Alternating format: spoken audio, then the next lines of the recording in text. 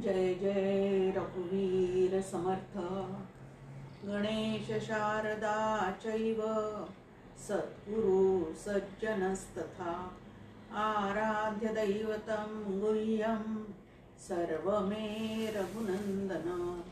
कृपा कटाक्षाची किरणे मोह समुद्राचे आटणे।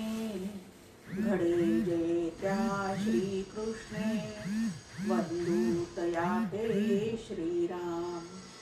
जयांचे करिता स्मरण होय सकल विद्यांचे अधिकरण। ते वंदूया श्री चरण श्री गुरूंचे। जय जय रघुवीर समर्थ। पांडुरंग हरी वासुदेव हरी पुंडलीक वरदा हरी विठ्ठल श्री ज्ञानदेव तुकाराम।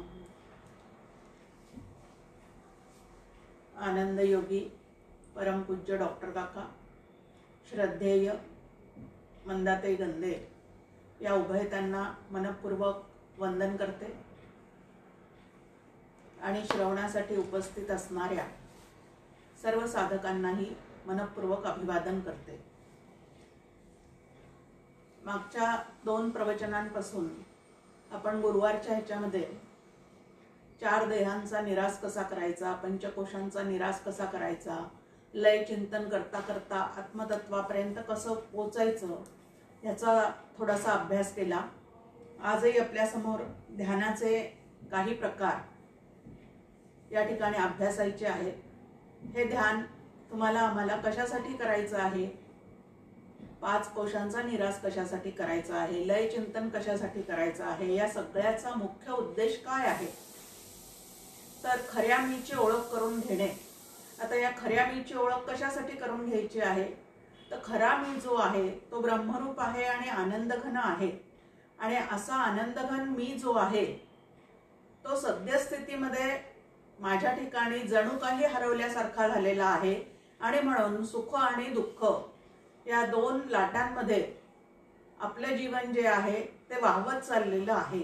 आणि म्हणून आपल्याला परत आपल्या स्वरूपाचा आनंद लुटायचा असेल, आनंदाचं साम्राज्य पुनरपी मिळवायचं असेल तर काय पद्धतीने त्या खऱ्या मीचा शोध घ्यावा असा विचार या ठिकाणी आपल्या समोर आहे। या मीने तुमचं आमचं संपूर्ण जीवन व्याप्त केलेलं आहे। मीच्या स्फुरणावर तुमचे आमचे सगळे व्यवहार चाललेले आहेत। हा मी म्हणजे नेमका कोण आहे हो? आता सकाळी पहिल्यांदा ज्या वेळेला दारावरची बेल वाजते आणि बेल वाजवल्यावर आपण विचारतो की कोण आहे, तर बाहेरून उत्तर येतं मी दूधवाला। त्यानंतर 1-2-3 तासांनी परत बेल वाजते, आपण आतून विचारतो कोण आहे, परत उत्तर येतं मी कामवाली आहे। त्यानंतर थोड्या वेळाने परत बेल वाजते दुपारच्या वेळेला, आपण आतून विचारतो कोण आहे, तर मी कुरिअर घेऊन आलेलो आहे। म्हणजे या पद्धतीने प्रत्येक जण स्वतः कोण आहे हे सांगताना आधी मी चं उच्चारण करतो की मी दूधवाला, मी कामवाली, मी कुरिअरवाला, मी कचरेवाला। घरातलेच जे काही आपले कुटुंबीय आहेत तेही बाहेर गेल्यानंतर आपण आत असलो आणि बेल वाजली कोण आलेलं आहे तर पहिल्यांदा ते सांगतात मी अमुक आलो आहे, मी तमुक आलो आहे। म्हणजे हा मी जो आहे तो सतत आपल्यासोबत आहे। मग सतत आपल्यासोबत असणारा, सतत ज्याचं आतमध्ये आपल्याला स्फुरण चाललेलं आहे तो मी कोण आहे? हा देहरूप मी आहे का जीवरूप मी आहे का ब्रह्मरूप मी आहे हे शोधून काढायचं आहे। देहरूप मीशी मी जर तादात्म्य पाहून जीवन जगले तर फायदा किती आणि तोटा किती? तर सगळ्या संतांनी एकमुखाने सांगितलेलं आहे देहबुद्धी ते आत्मबुद्धी करावी, की देह तादात्म्य ठेवून जीवन जगू नये, कारण त्याच्यातून नाना धोके देहबुद्धीचे असं समर्थांनी स्पष्ट सांगितलेलं आहे की देहबुद्धीतून देहच मी आहे अशी धारणा करून जर तुम्ही पूर्ण जीवन व्यतीत कराल तर तुम्हाला दुःखाशिवाय दुसरा कुठलाही अनुभव येणार नाही।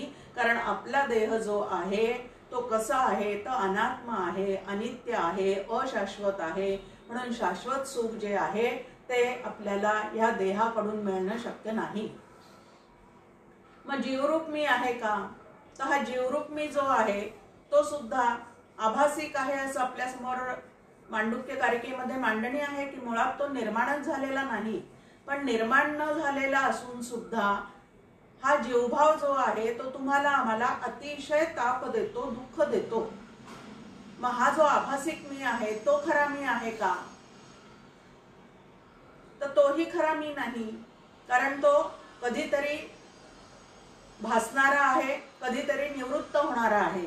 गाढ झोपेमध्ये हा मी जो आहे तो लय पावलेला असतो, दृश्य जगतापासून पूर्ण दूर गेलेला असतो. मग आता खरा मी कुठला आहे, तर जो मी मी म्हणत कधीही आमच्या समोर येत नाही, पण ज्याच्या सत्तेवर मीच स्फुरण अंतःकरणाला सुरू आहे असा जो आहे तो खरा मी आहे. आता या लॉकडाऊनच्या पिरियडमध्ये एक 7-8 महिने सतत सगळे कामं आम्हाला घरी करावे लागत होते. त्यामुळे जास्तीचं जे काय झाड झटकणं, घर स्वच्छ करणं, अलमाऱ्या आवरणं हे काही होत नव्हतं. पण आता परत कामवाल्या बायका यायला सुरुवात झाली आणि मग घर स्वच्छ केले पाहिजेत, संक्रांतीचे दिवस येत आहेत, म्हणून आम्ही कपाटं आवरायला काढली. आता ही कपाटं आवरायला काढली असताना एका कपाटामधून एक 3-4 अल्बम बाहेर काढले. आता नातू लहान आहे, त्या नातवाने ते अल्बम हातात घेतले. आता अल्बम जरी परत आत ठेवायचे असतील तर पूसपास करून मधले पानं सगळे झटकून आतमध्ये ठेवावे लागतील, म्हणून अधूनमधून ते आतले पानं सुद्धा पुसत होते. त्यावेळेला नातवाने विचारलं, आजी तुझी आई दाखव मला, ह्याच्यात कुठं आहे का. मग त्याला मी दाखवली तर माझ्या आईच्या कडेवर एक छोटं बाळ होतं आणि त्याने विचारलं, आजी हे कोण आहे. मग त्याला मी उत्तर दिलं, ही मी आहे. पहा, आईच्या कडेवर बालपणीची मी. त्याला उत्तर दिलं मी की ही मी आहे, म्हणजे तुझी आजी आहे. त्यानंतर अजून 2-4 दुसरे अल्बम काढले. त्यामध्ये शाळेच्या ट्रिपला गेलेले काही फोटो लावलेले होते. त्याच्यामध्ये स्कर्ट ब्लाउज घातलेली, 2 वेण्या रिबिनी घातलेली, अशा सगळ्या मुली त्या ठिकाणी होत्या. आणि नातू विचारत होता, आजी ही कोण आहे, ही कोण आहे. असं करता करता एक बोट परत एका फोटोवर गेलं, आजी ही कोण आहे. परत त्याला उत्तर दिलं, शाळेत शिकणारी ही मी आहे, म्हणजे ही पण तुझीच आजी आहे, पण ही मी आहे. त्यानंतर परत दुसरे अल्बम काढले. त्यामध्ये लग्नाचे फोटो होते. मग आजी ही कोण आहे. अरे ही लग्नाला उभी राहिलेली तुझीच आजी आहे. मग ही तिसरी आजी, चौथी आजी त्यांनी पाहिली.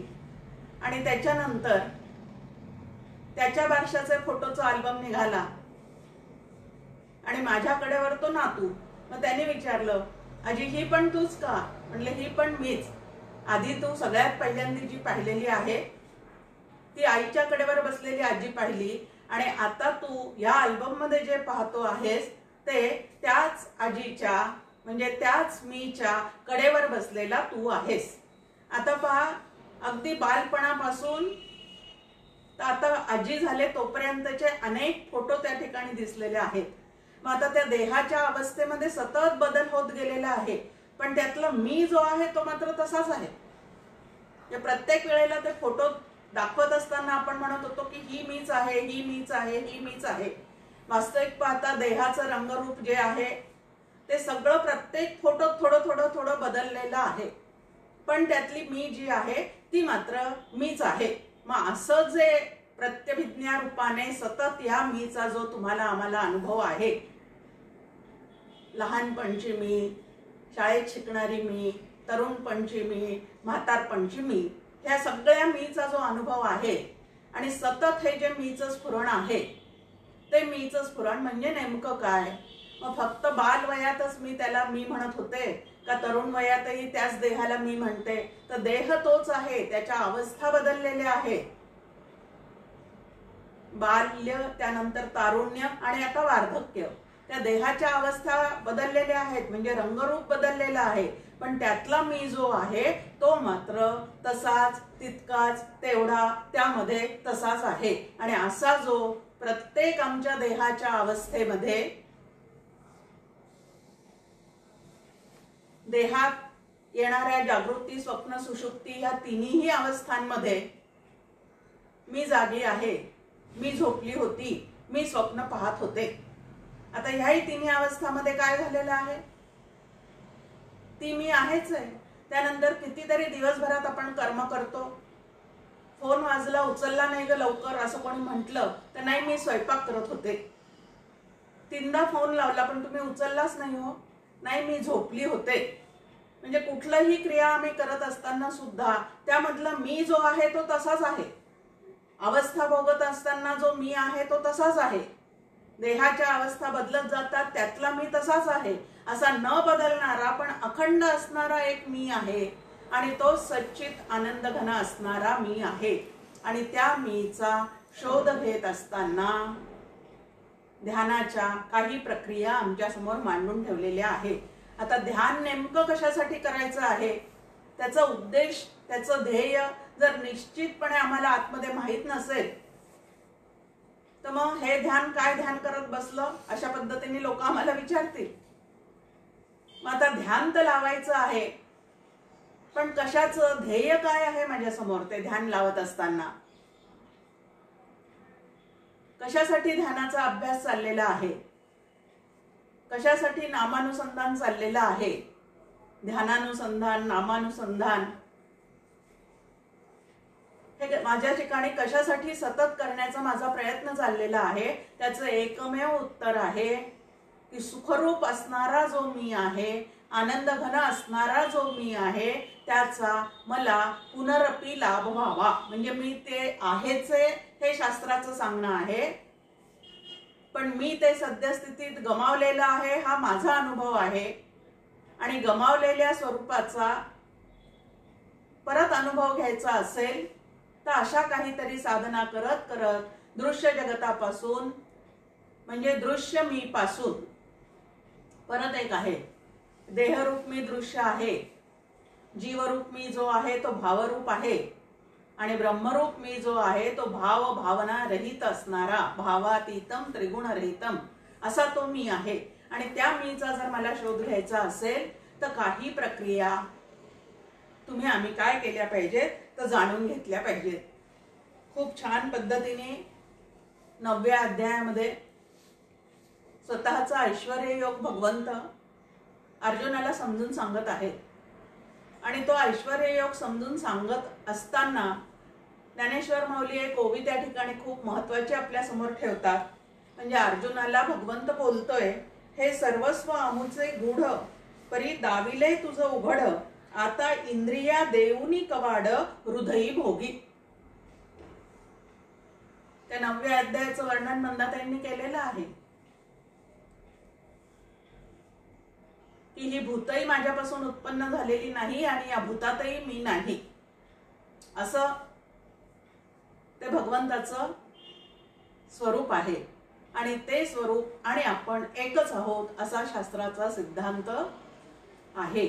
मग आता भगवंत म्हणतात की माझा ऐश्वर्य योग जो आहे नामी भूत निवासी, भूते माझ्या ठाई नाही आणि मी भूत निवासी नाही, पण तरी माझ्याशिवाय हे काहीच होऊ शकत नाही.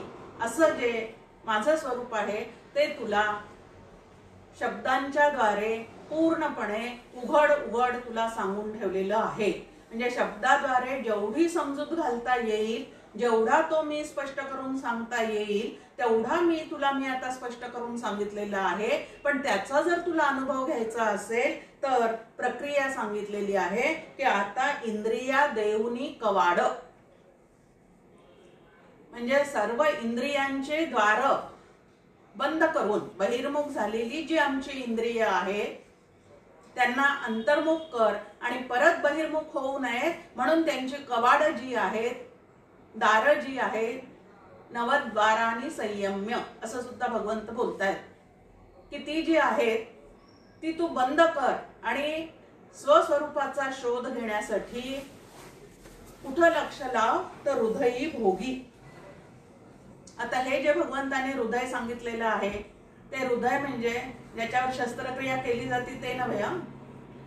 नाही तर व्यवहारात आपण एक शरीराचा पार्ट म्हणून हृदय असं म्हणतो, पण इथं जे अंतःकरण आहे त्या ज्या अंतःकरणात हे स्फुरण सुरू आहे तिकडं पाहायला तू शिक. या स्फुरणाला परमपूज्य डॉक्टर काका भगवंताचा पावा म्हणतात. अहम अहम तो बोले निशिदिनी तेथे डोले. की तुमच्या आमच्या आतमध्ये अखंड हे जे अहमचं स्फुरण आहे ना, तोच भगवंताने वाजवत ठेवलेला पावा आहे. मी आहे, मी आहे हे स्फुरण नेमकं कधीपासून सुरू झालं, केव्हा सुरू झालं, किती काळ राहणार आहे, कायमचं आमच्या सोबत आहे, असं जे स्फुरण आहे त्याचा पावा वाजवणारा कोण आहे, तर तो सच्चित आनंद घन परमात्मा आहे. त्याच्या सत्तेवर आमच्या अंतःकरणाला मी नावाचं स्फुरण सुरू झालेलं आहे. प्रत्येकाच्या हृदय देशी मी आमुका आहे गा ऐसी, बुद्धी स्फुरे अहर्निशी ते वस्तू गा मी, असं त्याचं ठिकाण आपल्या समोर सांगून ठेवलेलं आहे. मग आम्ही जो आनंदाचा शोध घेतो किंवा देवाचा शोध घेतो तो सुरुवात कुठून असते, तर बाहेर घेत राहतो. पण बाहेर भरपूर भटकून आल्यानंतरही बहु हिंडता सौख्य होणार नाही, असं समर्थ आमच्या मनाला समजून सांगायला लावतात. की ह्या परमात्म्याचा शोध तू बाहेर घेण्यापेक्षा तुझ्या आतमध्ये मनात डोकावून घे ना बाबा. मग आता या मनातल्या परमात्म्याला शोधायचं असेल तर बहिर्मुख होणारी इंद्रिय जी आहेत ती शमदमाच्या साह्याने आम्ही काय केली पाहिजे, तर आवरली पाहिजे. म्हणजे त्याचा शोध घेण्यासाठी, त्याचा भोग घेण्यासाठी तुम्हाला आम्हाला आधी शमदमाचा अभ्यास जो आहे तो अनिवार्य आहे, असं आपल्या समोर या ठिकाणी स्पष्ट केलेलं आहे की तो जो आहे तो अनिवार्य आहे. आणि अशी इंद्रिये बंद करून घेतल्यानंतर पहा, देवाला नमस्कार करत असताना सुद्धा क्षणभर त्याच्याकडे आपली नजर जाते मूर्तीकडे, पण नंतर डोळे बंद करतो. केव्हाही नमस्कार करताना आपले डोळे मिटलेच जातात भगवंताचं दर्शन घेताना. एकदा रूप पाहतो मग परत डोळे बंद करतो. म्हणजे हा भगवंत जरी बाहेरून दिसत असला तरी सुद्धा तो तुमच्या आमच्या आतमध्ये सद्घन चिद्घन आनंद रूपाने पूर्णपणे व्यापून राहिलेला आहे. आणि असा जो भगवंत आहे त्याचा शोध लागल्यानंतर त्याच्याशी माझं असलेलं जे नातं आहे ते नातं पूर्णपणे विकसित झाल्यानंतर तो भगवंत तू आणि मी एकच आहे ह्या पद्धतीचा बुद्धियोग देऊन तुम्हाला आम्हाला त्याच्याशी ऐक्य संपादन करून देतो. सर्व तऱ्हेचं भगवंताशी असलेलं नातं अतिशय गोड आहे. भक्त आणि भगवंत हे नातंही गोड आहे. गुरु आणि शिष्य हेही नातं विकसित झालं तर अतिशय गोड आहे, समजून उमजून केलेलं असेल तर. भोळसटपणाने, वेडेपणाने, काहीतरी लौकिकातलं हवं म्हणून जर ते नातं असेल तर तिथं कुठंतरी काहीतरी कमी होऊन जातं. पण जो भगवंत मी शोधतोय तोच माझ्या गुरूंच्या माध्यमातून मला उपदेश करायला समोर आलेला आहे, असा जर भाव असेल तर त्या ठिकाणचं नातं जे आहे ते अत्यंत रम्य अशा पद्धतीचं विकसित होऊ शकतं. आणि मग त्यांच्याकडनं आम्हाला ध्यान प्रक्रिया ज्या काही आहेत त्या सगळ्या प्रक्रिया शिकायला मिळतात. आता तुमच्या आमच्या ठिकाणी जसा स्थूल देह आहे तसं या स्थूल देहामध्ये प्राण सारखा श्वासोश्वासाच्या रूपाने येणं जाणं करतो आहे. मग आता हा स्थूल देह मी आहे का, प्राण मी आहे का, मन बुद्धी याचा जो मला आतमध्ये सूक्ष्म तऱ्हेने अनुभव येत चाललेला आहे तो मी आहे का, खरा मी कोण आहे. मनोबुद्ध हंकार चित्तानी नाहम, शंकराचार्यांचं स्तोत्र 6च श्लोक आहेत, पण त्या 6 श्लोकामध्ये 5 श्लोकामध्ये ते आम्हाला समजून सांगतात हे मी नाही, ते मी नाही, ते मी नाही. आणि त्या श्लोकाच्या शेवटच्या चरणात चिदानंद रूप शिवोहम शिवोहम, की ज्याच्या सत्तेवर मला या सगळ्या गोष्टींचा अनुभव सुरू आहे, ज्याच्या प्रकाशात मला माझे इंद्रिय दिसत आहेत, ज्याच्या प्रकाशात मला सुखदुःखाचं ज्ञान होत आहे, ज्याच्या प्रकाशात माझ्या अंतःकरणातल्या भावभावनांचं मला ज्ञान होत चाललेलं आहे, असं जे अधिष्ठान रूप असणारं ब्रह्मचैतन्य आहे, अत्यंत पवित्र आहे, अत्यंत शुद्ध आहे, अत्यंत विमल आहे, असं जे ब्रह्मतत्व आहे ते मी आहे. आणि ते एकदेशी आहे का, एका ठिकाणी आहे आणि दुसऱ्या ठिकाणी नाही असं आहे का, असंही नाही. तर सर्वत्र सदा सम, मुंगीपासून तर ब्रह्मदेवापर्यंत. मुंगीपेक्षाही अजून एखादा लहान जंतू असेल, किडा असेल, तर त्याच्यामध्ये सुद्धा ते तितकंच व्यापून आहे. असं ते सर्वत्र सदा समत्वाने असलेलं तत्व आहे. आणि एकदा त्याचा शोध लागला की सगळे उपनिषद आपल्याला सांगतात की शोकम तरती, की सगळ्या शोकातून हे साधक, भक्त, जीव जे मनापासून त्याचा अभ्यास करतात, शोध घेतात, ते सगळ्या शोकातून तरून जातात आणि पूर्ण आनंद घन होतात. चित्तातले रागद्वेष जे आहेत तेही त्यांच्या चित्तातले पूर्ण कमी होऊन जातात. कारण नामरूपाने वेगळी वेगळी जरी उपाधी दिसत असली तरी मीच त्या पद्धतीने नटलेला आहे. करनाटकू या पद्धतीने त्या ठिकाणी ते तुम्हाला आम्हाला जाणवायला सुरुवात होती, जर व्यवस्थित अभ्यास झालेला असेल तर. आता प्राणायाम करून तुमचं आमचं चित्त शांत करण्याचा अष्टांग योगामध्ये काय केला जातो, तर प्रयत्न केला जातो. पण ह्या अष्टांग योगाला ज्ञानेश्वर माऊली छान उपमा देतात. ते म्हणतात की हा अनुभव कसा आहे, अष्टांग योगाच्या माध्यमातून त्याचा शोध जर घ्यायचा झाला तर तो अनुभव कशा प्रकारचा आहे. तर पूर्वीच्या काळी सती जाण्याची पद्धत होती. पती गेल्यानंतर पत्नीने जिवंत असतानाच त्या पतीचं डोकं मांडीवर घेऊन चितेमध्ये पूर्णपणे स्वतःला समर्पित करून टाकणे. आता गेलेल्या पतीला त्या चितेचा स्पर्श म्हणजे त्यातून सुख दुःख काहीच निर्माण होत नाही, पण जी जिवंत आहे तिला मात्र त्या चितेमुळे किती वेदना सोसाव्या लागत असतील. पण तेवढ्या वेदना सोसून ती सती जाते. तर त्या ठिकाणी तिला जेवढ्या काही वेदना आहेत, तिला जेवढे काही कष्ट आहेत, तेवढे अष्टांग योग साधणाऱ्याला कष्ट आहेत. त्यानंतर जे आपण पंचकोश निरास म्हटलेलं आहे किंवा लय चिंतन करत असताना आता निरास करण्याच्या बाबतीत सुद्धा एक पाहतो की हे म्हणजे मी नाही, ते म्हणजे मी नाही, असं जेव्हा व्यतिरेकाचा आपण अभ्यास करतो त्यावेळेला एक जागा नक्की अशी येते की त्या ठिकाणी आता बाजूला सारण्यासारखं सुद्धा काही नाही, म्हणजे शून्याचा अनुभव येतोय. असं त्या ठिकाणी साधकाला वाटतं की आता काही नाही, असं जे वाटणं आहे त्याला शून्याचा अनुभव असं म्हणतात. आणि हा जो शून्याचा अनुभव आहे तेच ब्रह्म आहे असं जर त्याला वाटलं तर त्याच्या इतका वेडेपणा दुसरा नाही. समर्थांची एक छान ओवी आपल्या समोर आहे. इकडे देव तिकडे दृश्य, मध्ये शून्यत्वाचा ठाव, तया मंद बुद्धीस्तव प्राणी ब्रह्म म्हणे. की मंद बुद्धीचे जे असतात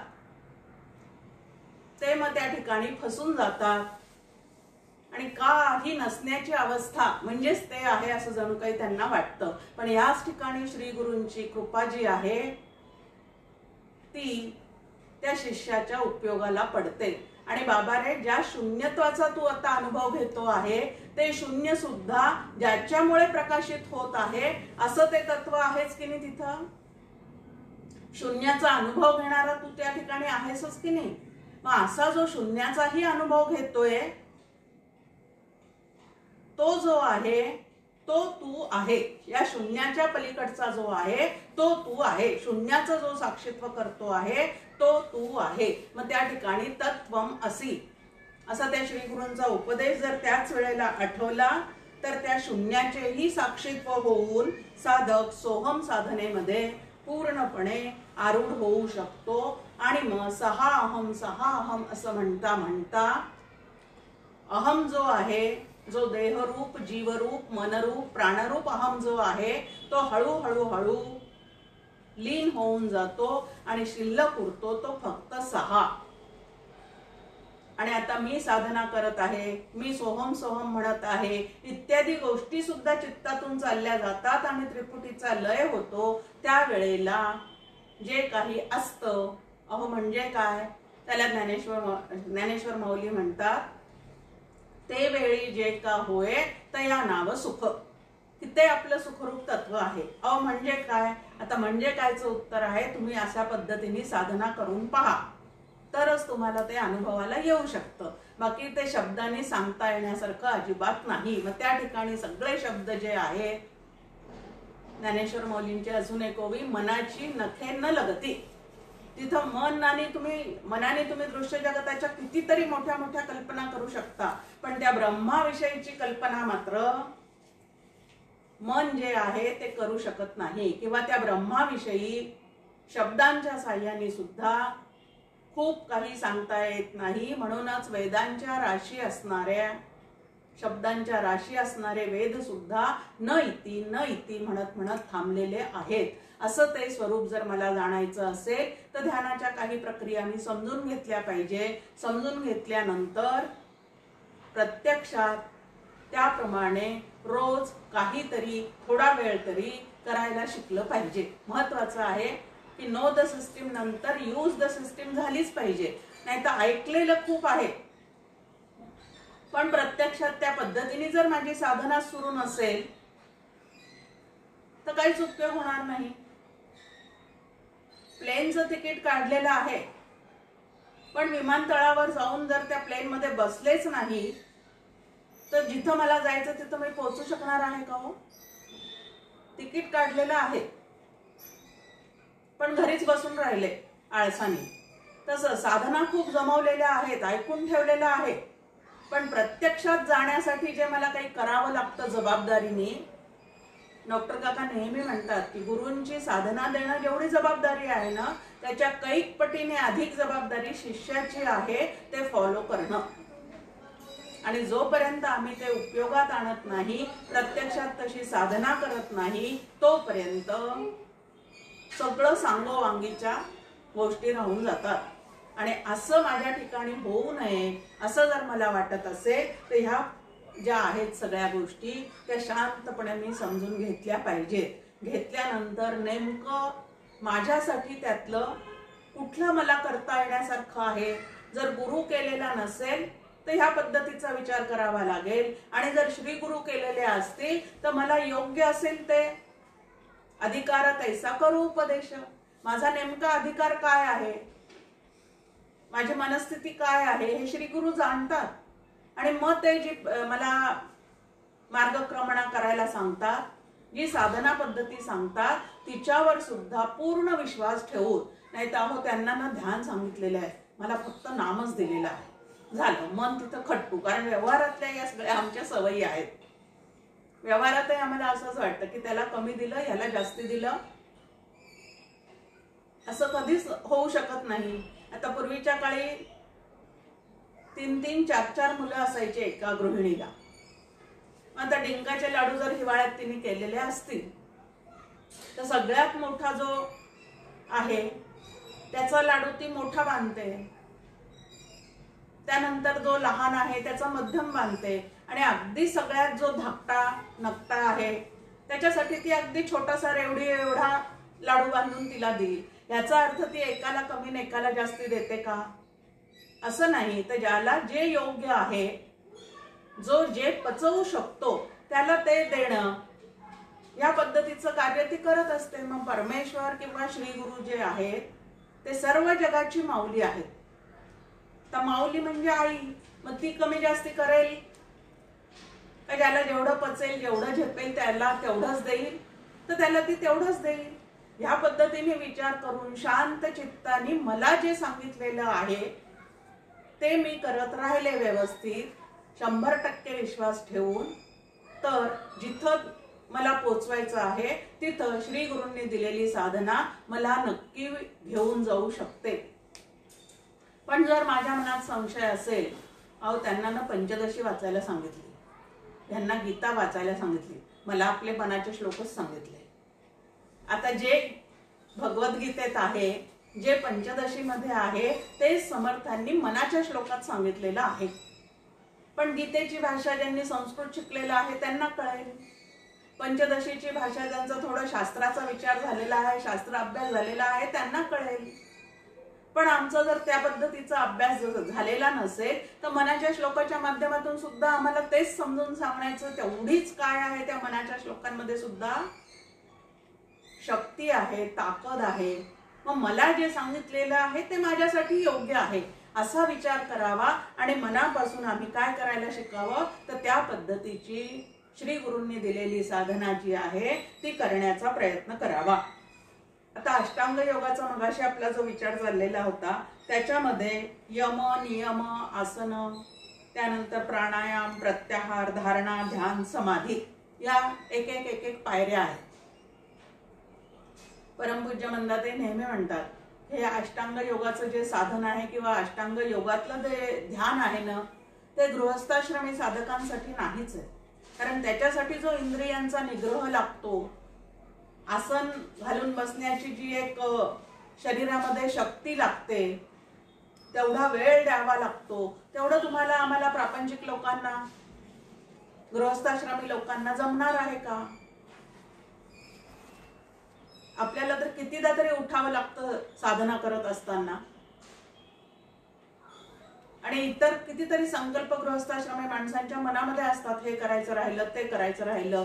त्यामुळे इतकं स्वस्थ बसून ती अष्टांग योगाची साधना, कुंडलिनी जागृत करणं वगैरे वगैरे जो प्रकार आहे त्या फंदामध्ये गृहस्थाश्रमी लोकांनी पडू नये. म्हणजे त्यांना ते जमणारच नाही असं नाही. ज्याचं अगदी कणखर त्या बाबतीत मन असेल त्यांनी ते करायला हरकत नाही.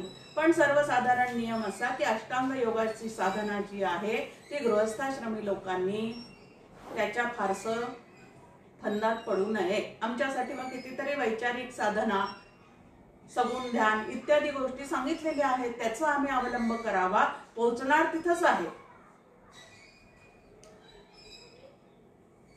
आणि या अष्टांग योगाच्या द्वारे जी समाधी वगैरे घेतली जाते, ध्यान अलीकडचं, आणि ध्यान सिद्ध झालं की समाधी अवस्था येते. तर हे जे यामध्ये चाललेलं आहे त्यामध्ये सुद्धा कितीतरी जर शरीराच्या तक्रारी आमच्या निर्माण झालेल्या असतील तर अट्टहासाने ते करायला जर आम्ही बसलो तर तेही साधणार नाही आणि इकडचा हट्ट तर कायम चालू राहील. ह्या पद्धतीचं काहीतरी आमचा गोंधळ होऊ शकतो. आणि म्हणून त्याच्या नादी न लागता आम्ही ध्यानाचे जे साधे साधे प्रकार आमच्यासाठी ठेवलेले आहेत, साधे असले तरी घेऊन तिथपर्यंतच जाणार आहे हे मात्र नक्की लक्षात ठेवायचं. हा जो मार्ग आहे तोही आम्हाला तिथपर्यंतच घेऊन जाणारा आहे. आता ध्यान ध्यान म्हणजे नेमकं काय करायचं आहे हो? एखादा ध्येय विषय ज्यांनी ठरवलेला आहे ते ध्येय प्राप्त करण्यासाठी म्हणून अंतःकरणाची जी स्थिती असते ते ध्यान असतं. म्हणजे आता नेमकं काय आहे? एखाद्याला गर्भश्रीमंत व्हायचं आहे, मग त्याच्या डोक्यामध्ये संकल्पही त्याचेच असतात, मला गर्भश्रीमंत व्हायचं आहे, आणि तो संकल्प केला की विचारधारणा ज्या आहेत त्या मनामध्ये तेच निश्चय होतात, तसेच उद्योग मग इंद्रियांकडनं घडतात आणि त्याच्या चित्ताला सारखं एकच ध्येय की नाही मला ते मिळवायचं आहे, ते काम झालं पाहिजे. मनामध्ये सारखं तेच ठेवून तो ज्या पद्धतीने सगळ्या क्रिया वळवून घेतो त्याला ध्यान असं म्हणतात. मग ज्याचं भगवत भेट हेच ध्येय ठरलेलं आहे. कुठल्याही परिस्थितीमध्ये मला नरदेह मिळालेला आहे आणि या नरदेहामध्ये भगवंताची भेट घ्यायचीच आहे. भक्तीच्या भाषेत बोलायचं झालं तर भगवंताची भेट घ्यायची आहे, आणि ज्ञानाच्या भाषेत बोलायचं झालं तर जीव ब्रह्म ऐक्य झालंच पाहिजे. आता भाषा फक्त वेगळी आहे, पण व्हायचं जे आहे ते दोन्ही एकच आहे. एकीकडे सगुणाचं आलंबन आहे आणि दुसरीकडे विचारांचं साधन आहे. बाकी व्हायचं जे आहे ते दोघांनाही एकाच जागी पोचायचं आहे. साधू दिसती वेगळं आले तरी ते स्वरूपी मिळाले असं समर्थांचं सांगणं आहे की तो जो अंतिम अनुभव आहे ब्रह्मानुभव तो सर्वत्र सदा सम, त्या ठिकाणी वेगळं वेगळं असं नाही. तर तो अनुभव जो आहे तो त्या ठिकाणचा एकच आहे. उदाहरणं दिले तिथं 2-3 की ध्यान म्हणजे नेमकं काय आहे. तर आपली जी अत्यंत आवडीची वस्तू आहे, अनुकूल वस्तू आहे, तिचं चित्ताला अखंड ध्यान लागलेलं असतं. आता दत्त हा अत्यंत आवडीचा होता एकनाथ महाराजांचा, आराध्य दैवत होतं, उपास्य दैवत होतं. ती साधना त्यांना त्यांच्या श्रीगुरूंकडून मिळालेली होती, म्हणून दत्त दत्त ऐसे लागले ध्यान. अत्यंत आवड निर्माण झाल्याशिवाय ध्यान लागू शकत नाही. जी आपल्याला अत्यंत प्रिय अशी व्यक्ती आहे, वस्तू आहे. समर्थांकडे एक अनुग्रह घ्यायला आलेला होता. त्याला समर्थांनी सांगितलं, त्यांनी विचारलं ध्यान करायचं आहे, मला पुढे जायचं आहे. आणि मग ते करत असताना तो म्हटलं त्यांना की अहो मला अत्यंत ध्यानाला जर बसलो तरी पण मला म्हैसच सारखी दिसत राहते, कारण माझं तिच्यावर अत्यंत प्रेम आहे. मग समर्थ म्हणाले त्या म्हशीमध्येच ब्रह्म पाहायला सुरुवात कर, कारण जे तुझ्या सतत चित्तात येतं ना ते ब्रह्मरूपच आहे असा निश्चय कर. म्हणजे मग तू हळूहळू चित्तात येणारी म्हैस निघून जाईल आणि त्या ठिकाणी ब्रह्म नावाची जी काय सच्चित आनंद घन ब्रह्म नावाची संकल्पना आहे ती तुझ्या ठिकाणी तुला स्पष्ट होऊन जाईल. म्हणजे आपल्याला अत्यंत आवडतं त्याचं ध्यान जसं सहज लागतं तसं भगवंत जो आहे तो अत्यंत आवडीचा विषय झाल्याशिवाय ध्यान सिद्ध होऊ शकत नाही. आता आवडीच्या गोष्टी वेगळ्याच. समर्थ स्वतःचं ध्यान सांगतात, राम माझे मनी, राम माझे ध्यानी, शोभे सिंहासनी राम माझ्या. तिन्ही ठिकाणी त्यांचा राम आहे. आणि आपल्या मध्ये मात्र काय आहे, मुलगा माझे मनी, कन्या माझे ध्यानी, शोभे सिंहासनी पती माझ्या, असं आणि मी रामाचं ध्यान करते असं जर मी म्हटलं तर ते किती हास्यास्पद आहे या क्षेत्रामध्ये. मग तिन्ही ठिकाणी तिन्ही गोष्टीचा विषय जो आहे तो रामच झाला पाहिजे, तर ते ध्यान जे आहे ते सिद्ध होऊ शकतं. आणि त्याची चित्ताला गोडी प्राप्त झाली पाहिजे. कोणीतरी करतं म्हणून, कोणीतरी बघेल म्हणून, की मी कसा ध्यानाला बसतो ते बघावं म्हणून, नाही तर त्याचेही फोटो सेशन्स असतात. एक खडकावर बसलेला मी, समुद्रकिनारी ध्यान लावून बसलेला मी, ह्या पद्धतीने तिथेही जर हे असले मी डोकावत असतील रजोगुणी तर आमचं ते ध्यान कधीच सिद्ध होऊ शकत नाही. दुसरं एक उदाहरण दिलं जातं, प्रियकर आणि प्रियसी यांनाही एकमेकांचं सतत ध्यान लागलेलं असतं. आणि लग्न झाल्यानंतर दोघांचंही हे ध्यान बिघडलेलं असतं. एकमेकांपासून कधी दूर व्हावं असं त्यांना वाटत चाललेलं असतं. या पद्धतीने अत्यंत द्वेष असणारी गोष्टी सुद्धा, द्वेष असणारी व्यक्ती सुद्धा सतत ध्यानात असू शकते आणि अत्यंत प्रिय असणारी व्यक्ती सुद्धा सतत ध्यानात असू शकते. मग शत्रुत्व जरी करायचं झालं तरी भगवंताशीच करावं असं रावणाने आम्हाला शिकवलेलं आहे. विरोधाभक्ती त्यांनी केलेली आहे. आणि सतत आपण ते पाहिलेलं आहे रामायण पाहत असताना टीव्हीवर, श्रीराम मत कहो असं तो जो रावणाचा भूमिका करणारा होता तो फार छान पद्धतीने हात मूठ वगैरे आपटून मांडीवर म्हणायचा. हे श्रीरामाचं नाव तर घ्यायचा, सतत त्याचं अनुसंधान त्याला होतं, पण तरी त्याचं त्याच्याशी आतून काय होतं तर शत्रुत्व होतं. मग असं ध्यान लागल्यामुळेही भगवंतानी त्याला तारूनच नेलेलं आहे. पण फरक कुठं आहे, मित्रत्वाच्या नात्याने भगवंताला साथ घातली तर जीवनमुक्तीचा आनंद लुटायला मिळतो. आणि शत्रुत्वाच्या नात्याने जर भगवंताचं अखंड अनुसंधान ठेवलेलं असेल तरीही भगवंत त्याच्यावर कृपाच करतो, परंतु त्याला विदेह मुक्तीचा अनुभव मिळतो. देह पातानंतर कोणी पाहिलं आहे हो आम्ही काय आहोत ते, त्याच्यापेक्षा देह पडण्याच्या आतला जो आनंद आहे, प्रत्येक क्षणी आनंदाचे डोही, आनंद तरंग, आनंदाची अंग, आनंदाचे, असा जर आनंद आम्हाला मिळवायचा असेल तर भगवंताशी खूप सुंदर नातं जोडायला हवं. मग व्यवहारामध्ये आपल्याला जे नातं अत्यंत प्रिय आहे ते नातं त्या भगवंताशी जोडावं. त्वमेव माता पिता त्वमेव, त्वमेव बंधू सखा त्वमेव, त्वमेव विद्या द्रविणम त्वमेव, त्वमेव सर्वं मम देव देव. या सगळ्या नातेसंबंधापैकी ज्या नात्याचा आपल्याला आतून खूप भाव आहे तेच नातं भगवंताशी जोडावं आणि ते नातं त्याच्याशी जोडलं की मग त्याच्याशी सतत त्याच्या संपर्कात आपण ध्यानाच्या माध्यमातून अनुसंधानाच्या माध्यमातून राहू शकतो आणि भगवंत ज्याला त्याला ज्याच्या त्याच्या भावाप्रमाणे काय करतो तर नाटकू करत राहतो. कारण त्याने तर स्वतःच 9व्या अध्यायात सांगून ठेवलेलं आहे ना मी भूत निवासी. पण नाटक मात्र खूप सुंदर वाटवतो की मीच तुझी आई आहे, मीच तुझा बाप आहे, मीच तुझा काका आहे, मीच तुझा पुतण्या आहे. या पद्धतीचा अभंग जो आहे तो तुकाराम महाराजांचा आहे. कृष्ण माझा चुलता, कृष्ण माझा पिता, सगळं काही माझा कृष्ण. तसं आमच्या ठिकाणी होऊन जावं. जर भगवंत गोडीचा विषय झालेला असेल तर सर्वत्र त्याला पाहण्याचा प्रयत्न करणे ह्यालाच एक ध्यान असं म्हणतात. मग त्यासाठी बैठकीचं ध्यान केलंच पाहिजे असं मात्र अजिबात नाही. आता हे ध्यान कशावर अवलंबून असतं तर आपल्या मनातली भगवत भेटीची तीव्र इच्छा, त्यानंतर श्री गुरूंनी दिलेली जी साधना आहे त्याच्यावर श्रद्धा आणि मग ती पूर्ण इच्छा आणि श्रद्धा ह्याच्याद्वारे जी क्रिया मनापासून केली जाते. आपण म्हणतो पहा कोणालाही की अरे मनापासून कर म्हणजे सगळं सजेल.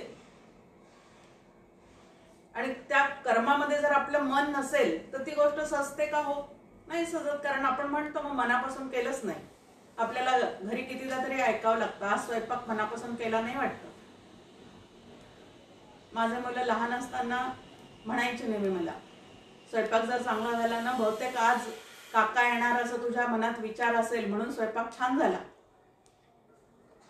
कारण श्री गुरु डॉक्टर काका हा चित्ताचा अत्यंत आवडीचा विषय.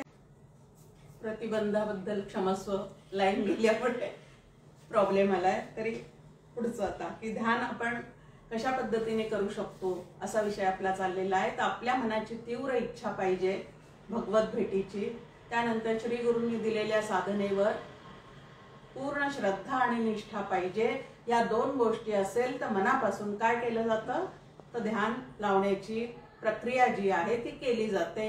आणि मग कधीतरी अलगद केव्हा तरी डॉक्टर काकांचे शब्द की ध्यान केव्हा सिद्ध होईल असं जर त्यांना कोणी विचारलं तर करत राहा, करता करता कधीतरी अलगद केव्हा तरी तुमचं ते ध्यान सिद्ध होऊन जाईल असं डॉक्टर काका सांगतात.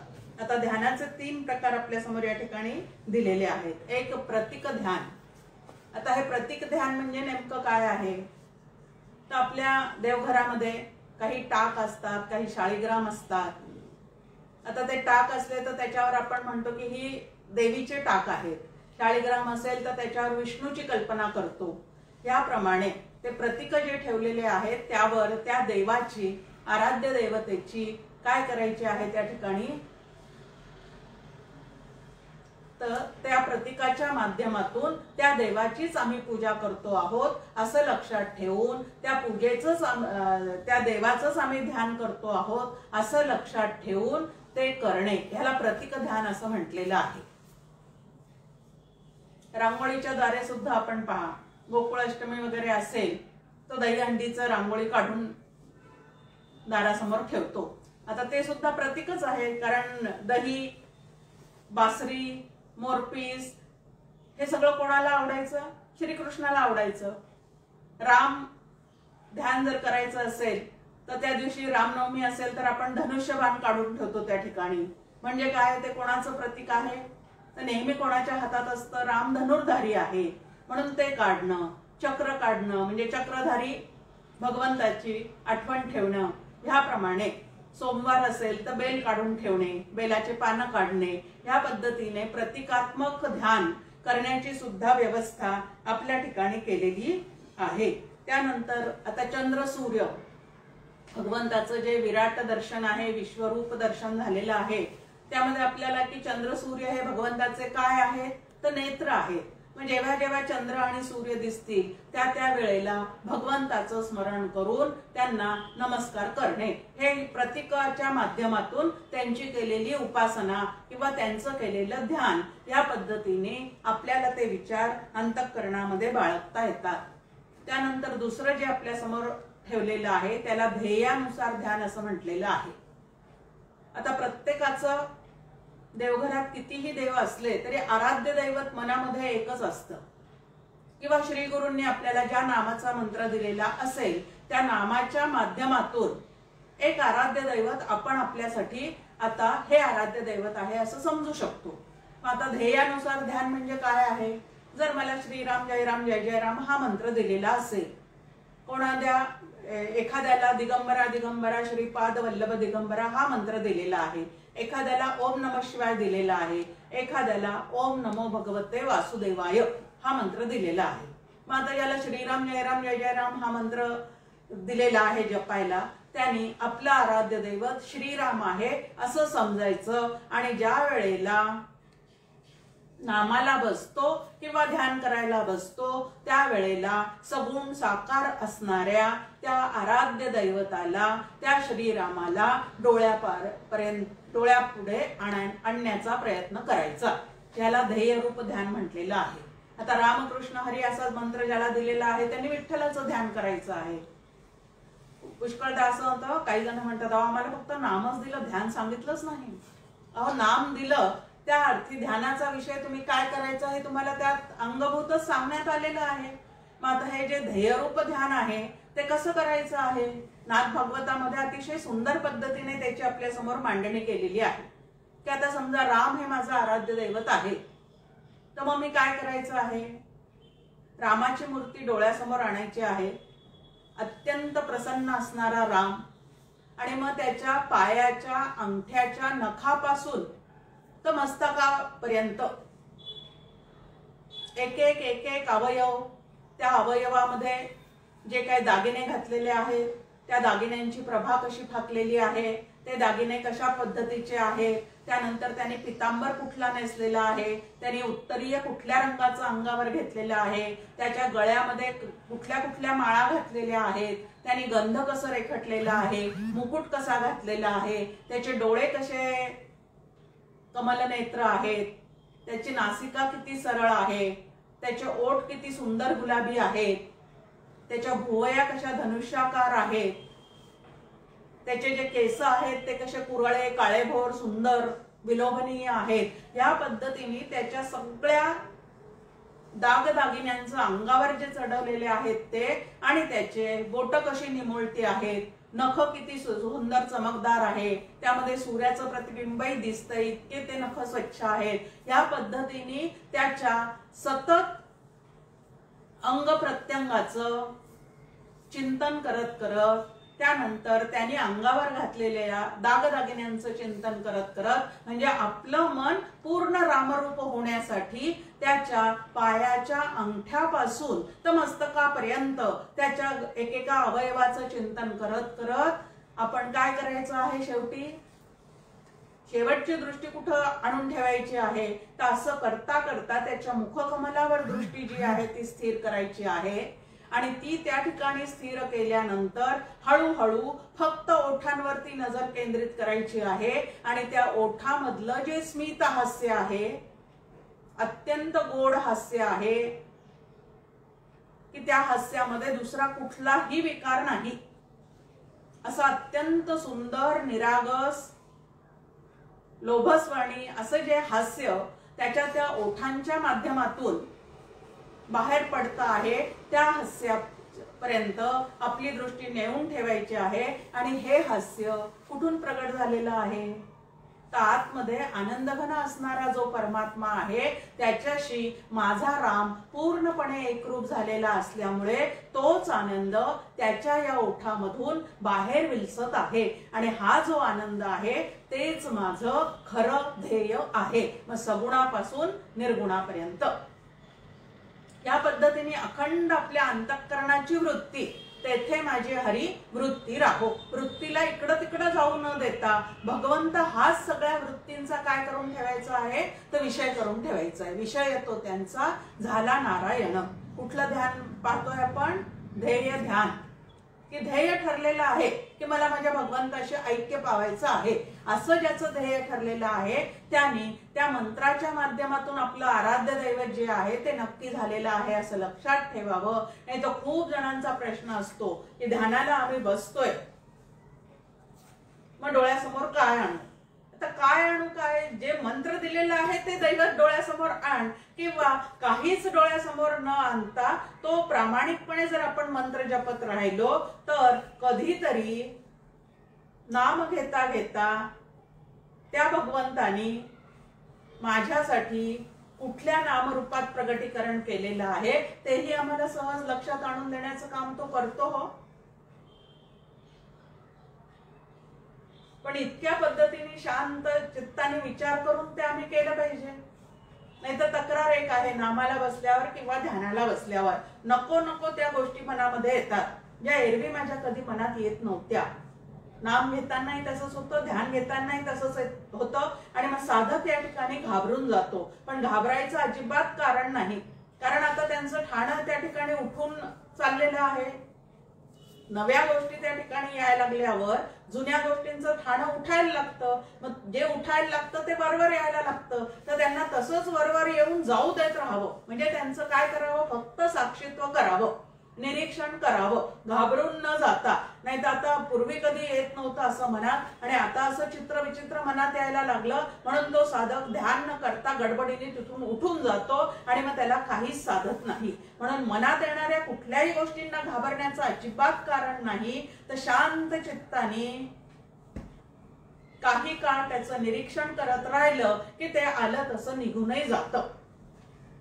अंतःकरण शुद्ध व्हायचं ते एक लक्षण आहे, हे आपण लक्षात घ्यायचं की जुनं सगळं जे आहे ना ते निघून जातं. जसं शाईची दौड धुता धुता धुता सगळ्यात शेवटी एकदम पांढरी स्वच्छ होते. अगदी सुरुवातीला आपण ती रिकामी झाल्यावर पाणी घालतो तेव्हा ते पाणी कसं असतं? जसा शाईचा रंग आहे काळा किंवा निळा, तसं काळाशार किंवा निळाशार किंवा लाल या पद्धतीचं ते पाणी होतं. पण दुसऱ्यांदा, तिसऱ्यांदा, चौथ्यांदा ज्या वेळेला आपण त्याच्यामध्ये पाणी घालत राहतो त्यावेळेला एक वेळ नक्की अशी येते की त्यातले सगळे रंग निघून जातात आणि अत्यंत पांढरी स्वच्छ अशी ती दौत होऊन जाते. आता हा अनुभव नव्या पोरांना असणं शक्य नाही, कारण हातात आले ते बॉल पेन, त्यामुळे हा अनुभव त्यांना येणं शक्य नाही. पण पूर्वीच्या काळी आपण दौत धुवत होतो त्यामुळे आपल्याला हे उदाहरण छान लक्षात घेता येतं. त्याप्रमाणे आमचं अंतःकरण सुद्धा स्वच्छ होतंय असं लक्षात घ्यावं आणि त्याचं काय करावं? तर निराश करण्याचा प्रयत्न करावा. घाबरून जाऊन ध्यानातून उठू नये, हे महत्वाचं. असं करता करता कधीतरी त्या रामाचं आपलं नातं काय, त्या रामाचं आपलं स्वरूप काय, त्याच्याशी ऐक्य पावायचं. म्हणजे मला नेमकं काय करायचं आहे? त्याच्यासारखा पितांबर नेसायचा आहे, त्याच्यासारखा मुकुट घालायचा आहे का? तो जसा निर्विकार आहे तसा निर्विकार राहायचं आहे, तो जसा कर्तव्य तत्पर आहे तसं मला कर्तव्य तत्पर व्हायचं आहे, तो जसा त्यागपूर्ण जीवन जगलेला आहे तसं मला त्यागपूर्ण जीवन जगायचं आहे, त्यांनी जसं सगळ्या कुटुंबाला सावरण्याचा प्रयत्न केला तसा सगळ्या कुटुंबाला सावरण्याचा मला प्रयत्न करायचा आहे. नाही तर इकडं मी रामभक्त आहे असं म्हणायचं, इकडं आम्ही खूप संघाचे चाहते आहोत असं म्हणायचं, आणि घरातली संघटना सुद्धा सांभाळता न आली तर त्याचा उपयोगच काय आहे? मग आम्ही करतो काय, वागतो काय, बोलतो काय, यावर आमचं पूर्ण लक्ष असलं पाहिजे. आणि व्यावहारिक जीवनामध्ये सुद्धा ह्या पद्धतीने शांत चित्ताने जर आम्ही दास म्हणे रघुनाथाचा गुण घ्यावा, यावर समर्थांचं खूप मोठा भर त्यांनी दिलेला आहे.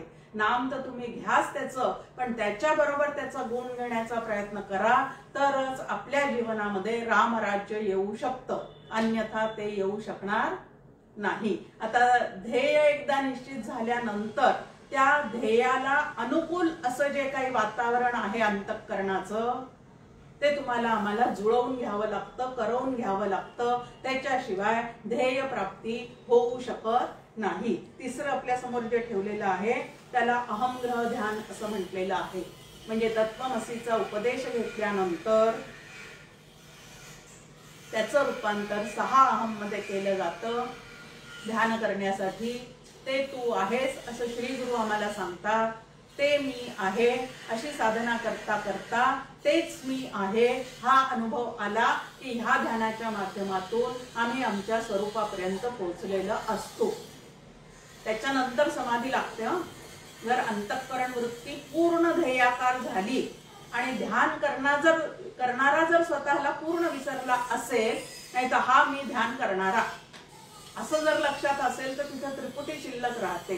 पण हेही ओलांडून जो पुढे जातो त्याला हे सगळं काय होऊन जातं तर सिद्ध होऊन जातं. आता हे ध्यान जे आहे ते विधीपूर्वक म्हणजे श्री गुरूंनी सांगितलं त्याप्रमाणे श्रद्धापूर्वक आणि नियमित करत राहिलो तर ह्या ध्यानाचं रूपांतर कधीतरी समाधीमध्ये होऊन जातं. समाधी सधी म्हणजे बुद्धी आणि समबुद्धी ज्याची होते त्याला समाधी लागलेली आहे.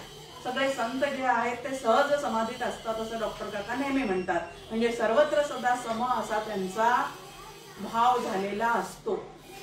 समबुद्धी अशी त्यांनी विकसित केलेली असते.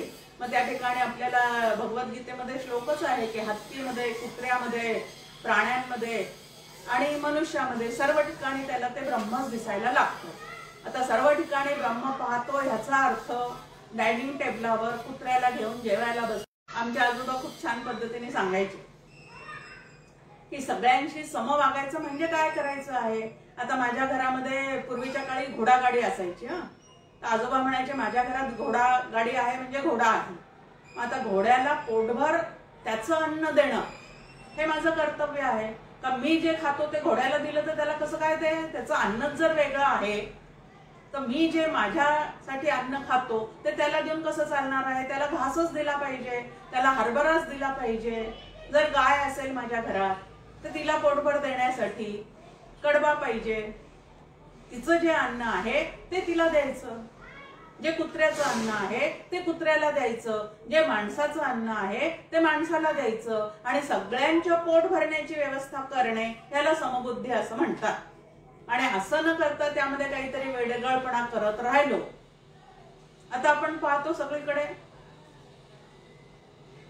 मनुष्या व्यतिरिक्त जेवढे काही प्राणी आहेत ते कधी कोणी कपडे घालताना दिसतात का आपल्याला. पण मी पाळलेल्या कुत्र्यासाठी मी मोजे आणेल, त्यानंतर मी त्याला ड्रेस आणेल, त्याला काहीच उपयोग नाहीये. ते घालून उलट त्याला आपण काहीतरी त्रास देतो.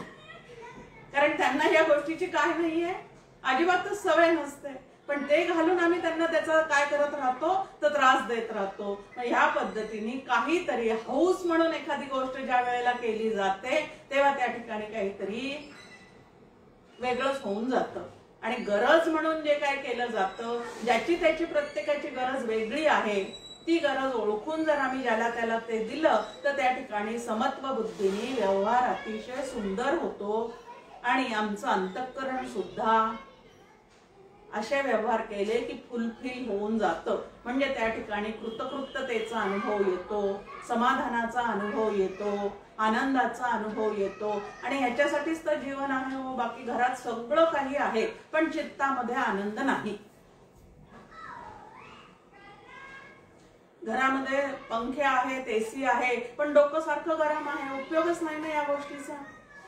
सुख, शांती, आनंद, समाधान, तृप्ती परमार्थ करून किंवा एखादी साधना करून मला काय मिळवायचं आहे तर मला एवढंच मिळवायचं आहे. मग डॉक्टर काकांचं आम्हाला सांगणं आहे त्या परिस्थितीत, आहे त्या माणसामध्ये राहून स्वतःचा विकास करायला शिका. संघर्ष रहित संघर्ष करा. आपल्या आतला संघर्ष जो आहे तो मिटवून टाकावा. बाहेरचे लोक संघर्ष करत असतील तर करू दे, पण आतून आपण रामकृष्ण हरी या समेवर सारखं राहावं, सारखं भगवंताच्या अनुसंधानामध्ये राहावं. आणि म्हणून इथं की श्रद्धापूर्वक नियमित जर केले तर या ध्यानाचं रूपांतर जे आहे ते समाधीमध्ये होऊन जातं.